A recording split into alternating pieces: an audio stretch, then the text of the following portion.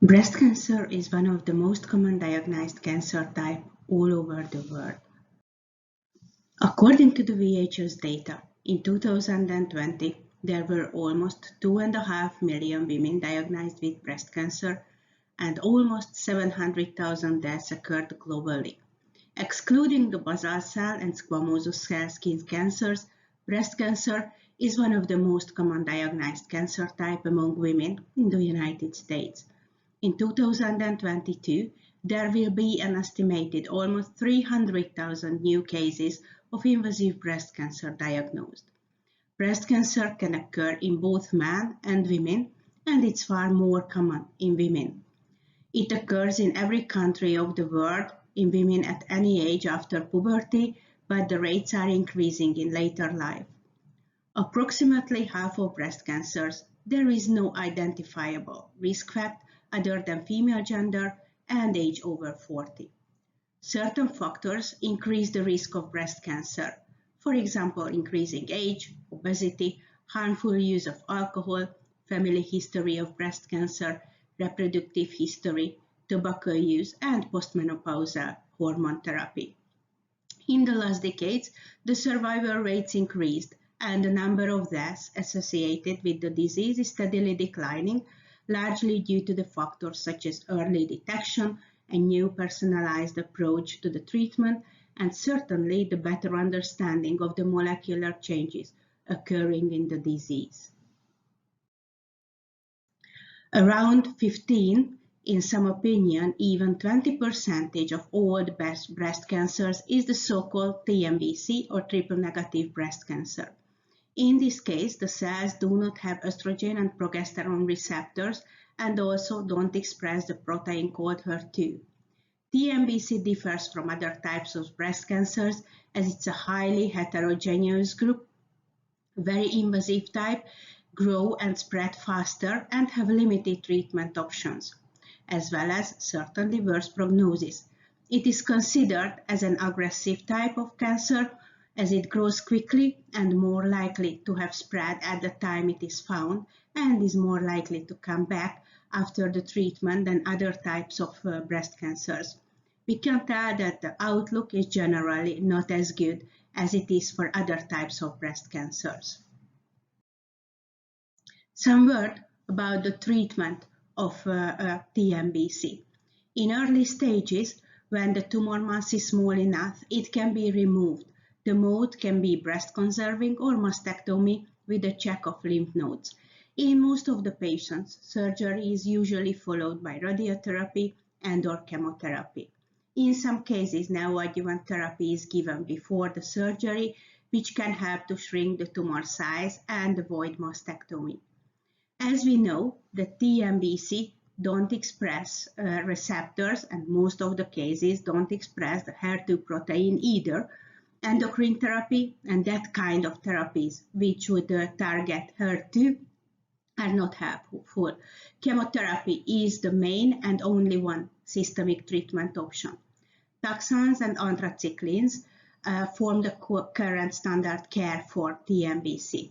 Epirubicin and doxorubicin are the most commonly used anthracyclines. Anti-cancer antibiotics, we know that they disrupt DNA replication and mitochondrial functions to activate the apoptosis.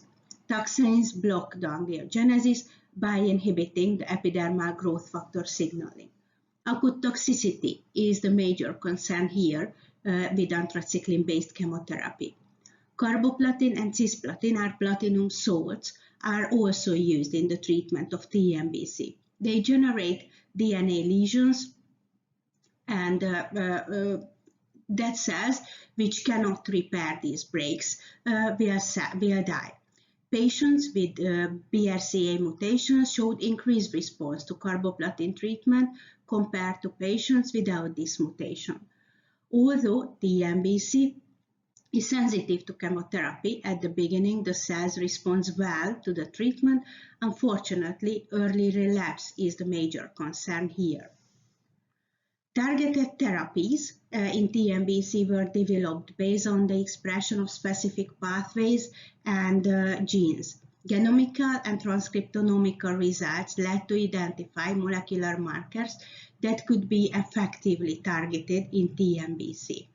PARP inhibitors are found and used in patients who have BRCA mutations.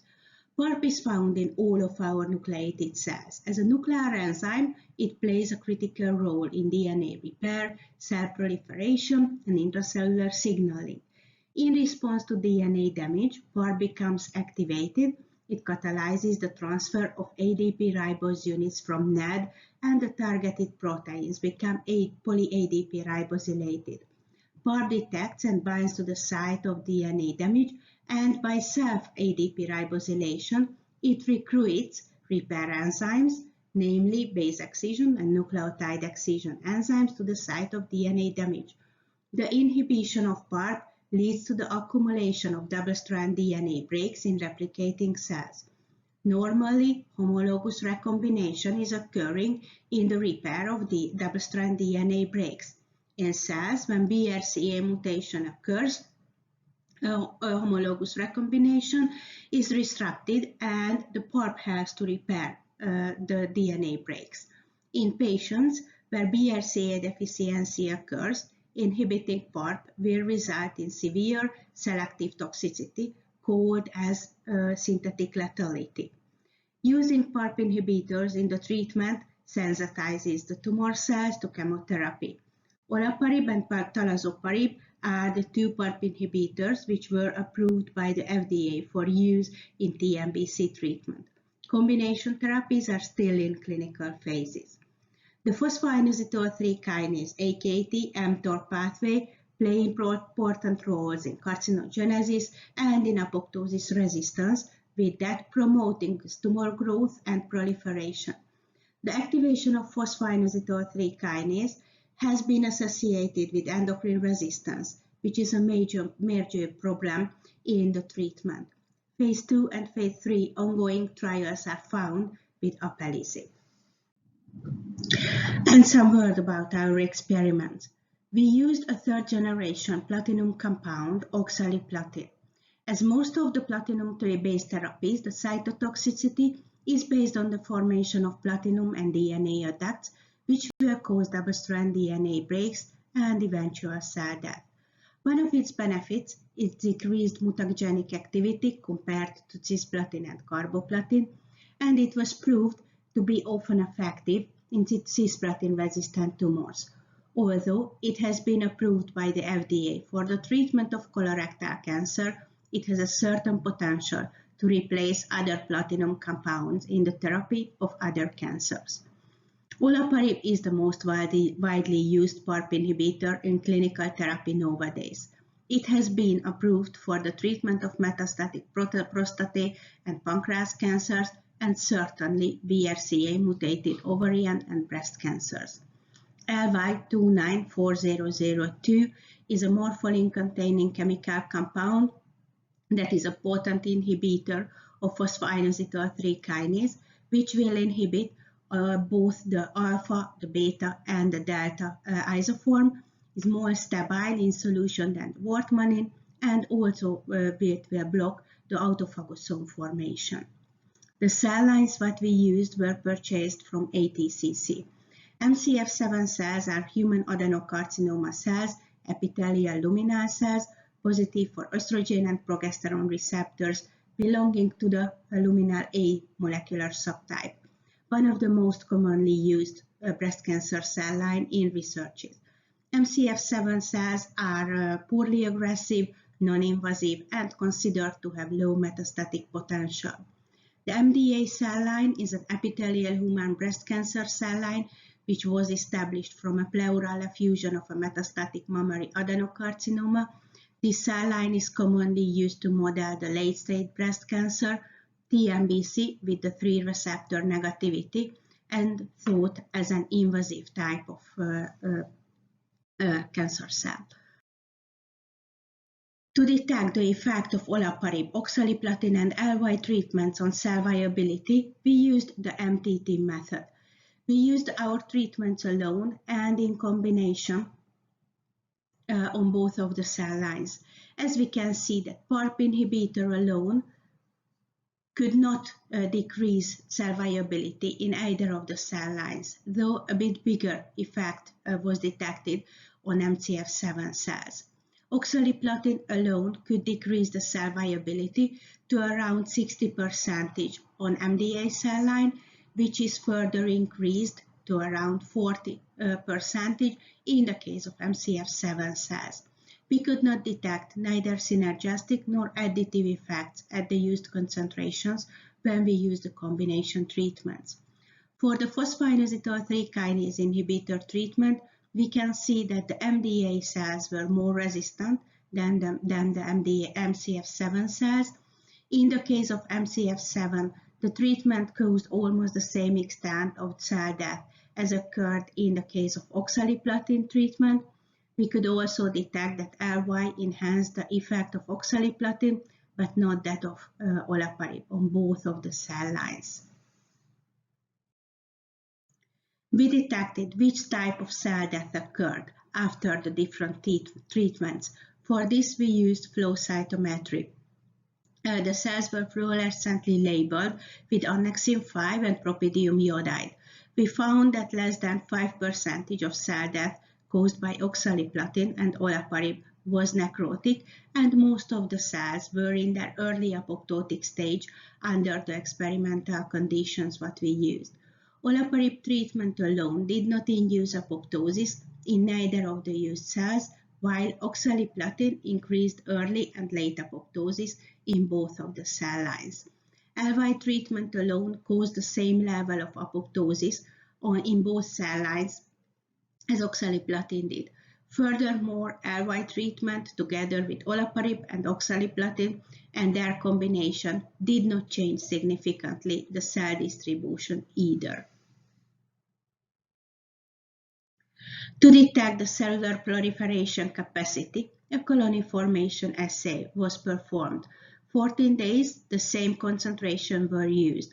Olaparib and oxaliplatin significantly decreased colony numbers in both cell lines, although the non-Tmbc MCF7 cells were more sensitive to the cytotoxic drugs than the MDA cells.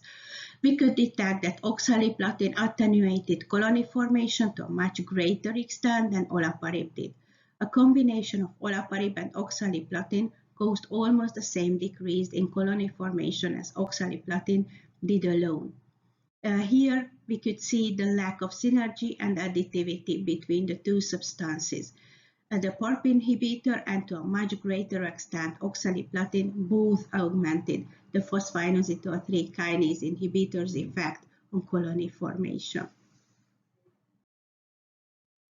We detected the invasive growth of cell lines with Xeligen real-time cell analyzer system.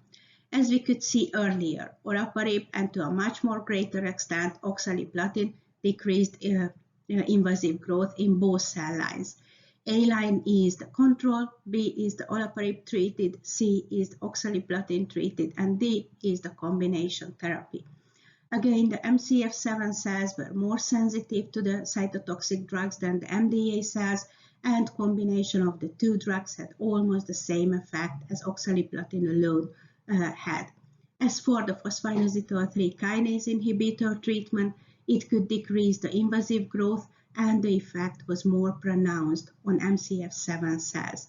Both olaparib and oxaliplatin treatment augmented the LY's effect, decreasing invasive growth to close to the detection limit.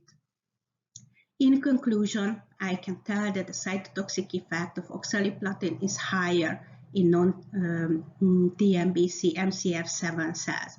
We could not see synergistic, not even additive effect when we used oxaliplatin and olaparib treatments, probably because at our used concentrations, the cytotoxic effect of the platinum compound dominated over the PARP inhibitor.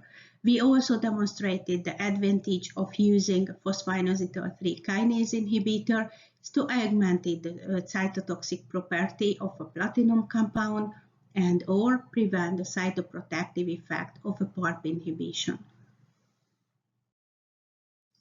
I would like to thank our co-workers in this job. And finally, thank you for your kind attention.